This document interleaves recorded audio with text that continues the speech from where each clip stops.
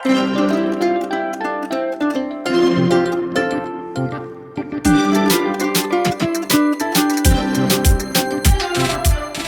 Everyone, आज आम बनवाक जाए आलू टिक्कीर चाट जोटा कि थे बनइले आप बारंबार बनइबे।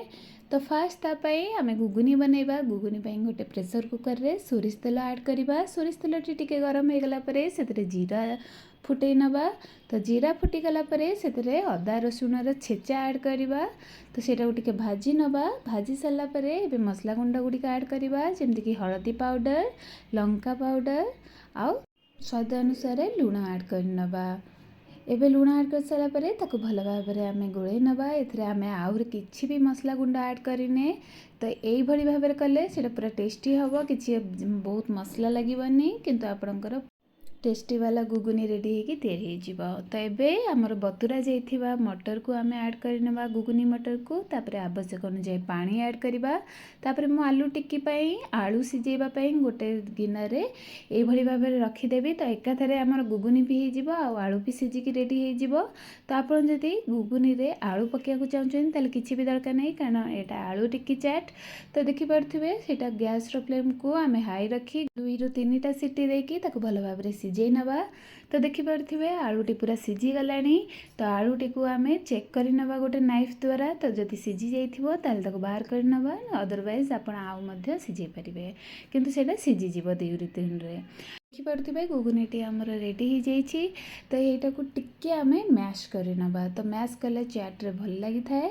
जदि आपको मैश वाला भल लगे ताहले आप एमती ही यूज करें, ना आप चरखा कि आपंकर डंकी चामच जो थाए तो से टिके टिके टिके टिके दबाई देवे। सो दैट टिके टिके बहलिया हो तार माने जो पानिया जो झोलटा रोची तो सेटा पूरा टिके बहलिया रही तार टेस्ट बहुत ही बढ़िया लगे चाट्रे।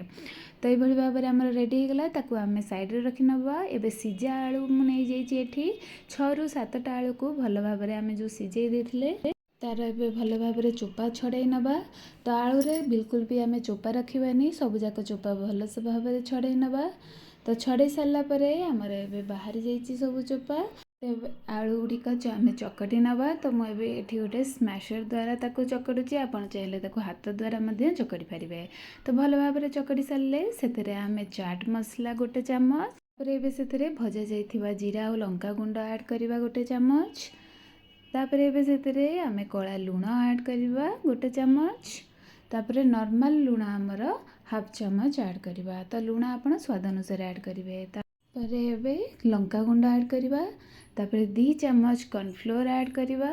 तापर 2 चम्मच चाउल गुंड ऐड करवा। तो एथरे मैदा पड़ेनी। जदि आपणक पाखे चाउल गुंड नहीं ताले कॉर्नफ्लोर परिमाण आ गोटे चामच बढ़े दे पारंती आपण। एबे देखि पारथिबे गोटे चामच आम ऑयल ऐड कर नवा। तो ये ताको भल भाव में आम चकड़ी नवा जमती कि पूरा स्मूथ भाव में चकड़ी हो। गोटे प्लेट रे मुझे कॉर्नफ्लोर नहीं। तो आम टिके नाकु पोर्सन एवं आलू टिक्की पाई आनिबा। आलू जो मिक्सचर आम रेडी करथिले ताको हाथ द्वारा ये भाव में चापिकी जमती टिक्की आकार रे आम गढ़ी नवा। गढ़ी सारा देखिपे जमती कि क्रैक रही साइड रे देखिपे क्रैक जमती रही। तो ये आम से कॉर्नफ्लोर रे ताको भल भाव में गोटे कोटिंग करनवा। सो दैट सेटा बाहर पूरा क्रिस्पी हम। तो ये भाव में कोटिंग कर सारिकी सबुजाक गुड़िक आम रेडी करनवा। तापर एबे गरम गरम तेल रे मीडियम फ्लेम रे आम सबुजाक फ्राए करनवा।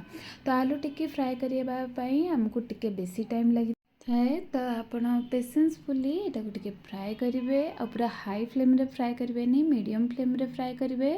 आटा पैन रे ही फ्राए करेंगे। आदि आप डीप फ्राए करने चाहते मुझे यहाँ अल्प तेल देकी फ्राए करुँची। जदि आप डीप फ्राए करने चाहते ताहले आपण पूरा ऑयल कड़ाई रे नहीं फ्राए करेंगे। कि ये भाव में कले से बेसी टेस्ट लगे आटा बेसी तेल पीबनी, ना कड़ाई रे फ्राए कले तेल पीज। देखिपे आमर रेडी हो जाइए। तो मुझे साउंड देखिए आपको केते सुंदर साउंड होते देखिपे पूरा क्रंची होती। तो तार साउंड रू आप जानीपे आलू टिक्कीटा केते सुंदर भाव में रेडी होकर तैयारी हो। सब गुड़िक आलू टिक्की को ये भाव में चामच रे टिके टिके प्रेस कर नवा। तो चामच କରିପାରନ୍ତି ନହେଲେ ହାତ ଦ୍ୱାରା ମଧ୍ୟ ଟିକେ ପ୍ରେସ୍ କରିନେବା। ତ ଏବେ ସର୍ଭିଂ ପ୍ଲେଟ୍ ବାହାର କରିବା। ଫାଷ୍ଟ ଗୁଗୁନି ଆଡ଼୍ କରିବା। ଗୁଗୁନି 2ରୁ 3 ଚାମଚ ଆଡ଼୍ କରିକି କି ଆପଣଙ୍କୁ ଯଦି ବେଶୀ ଦରକାର ତାହେଲେ ଆପଣ ବେଶୀ ମଧ୍ୟ ଆଡ଼୍ କରିପାରିବେ। ତା ଉପରେ ଆଲୁ ଟିକିକୁ ଥୋଇଦେବା। ତ ଆଲୁ ଟିକିକୁ ସେଇଭଳି ଭାବରେ ପ୍ରେସ୍ କରିକି ଥୋଇ ଦେଇଥିବେ। ତାପରେ କଟା ହେଇଥିବା ପିଆଜ ଆଡ଼୍ କରିବା। ତାପରେ କଟା ହେଇଥିବା କାକୁଡ଼ି ଆଡ଼୍ କରିବା। କାକୁଡ଼ି ଆଡ଼୍ କରି ସାରିଲା ପରେ ଆମେ ଚପ୍ ହେଇଥିବା ଧନିଆ ପତ୍ର ଆଡ଼୍ କରିବା।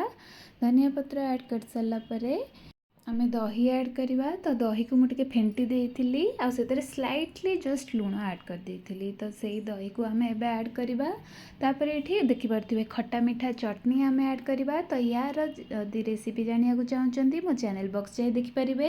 ଏ ଚଟନିଟି ବନେଇବାକୁ ଆପଣଙ୍କୁ ବହୁତ ହି ଅଳ୍ପ ଟାଇମ୍ ଲାଗିବ ଆଉ ଝଟପଟ ବନେଇକି ରେଡ଼ି ହେଇଯିବ। ତ ୟା ଟେଷ୍ଟ ମଧ୍ୟ ବହୁତ ହି ସୁନ୍ଦର ଆସିଥାଏ। ଏବେ ଦେଖିପାରୁଥିବେ ସେଥିରେ ଆମେ ଗ୍ରୀନ୍ ଚଟନି ଆଡ଼୍ କରିବା। ତ ଏଇ ଗ୍ରୀନ୍ ଚଟନିର ବି ରେସିପି ମୋ ଚ୍ୟାନେଲ୍ରେ ମୋର ଅଛି, ତ ଯାଇକି ନିଶ୍ଚିନ୍ତ ଦେଖିବେ। ତ ଏଇଟା ମଧ୍ୟ ଆପଣଙ୍କର ଜଲ୍ଦି ରେଡ଼ି ହେଇଯିବ ଆଉ ଚାଟ୍ ଗୁପଚୁପ୍ ପାଇଁ ଏଇଟା ପୁରା ପରଫେକ୍ଟ ରେସିପି।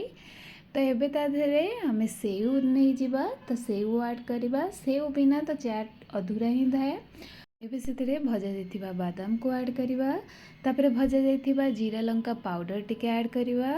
ତାପରେ ଟିକେ କଳା ଲୁଣ ମଧ୍ୟ ଅଳ୍ପ ଟିକେ ଆଡ଼୍ କରିବା। ଉପରୁ ସ୍ପ୍ରିଙ୍କଲ୍ ଜଷ୍ଟ କରିନେବା। ତାପରେ ମୁଁ ପୁଣି ଥରେ ଗୋଟେ ଲେୟାର ଦହି ଆଡ଼୍ କରୁଛି। ଆପଣ ଚାହିଁଲେ ଏଇଟା ଅପସନାଲ୍ ଅଛି, ଏଇଟା ସ୍କିପ୍ ମଧ୍ୟ କରିପାରିବେ।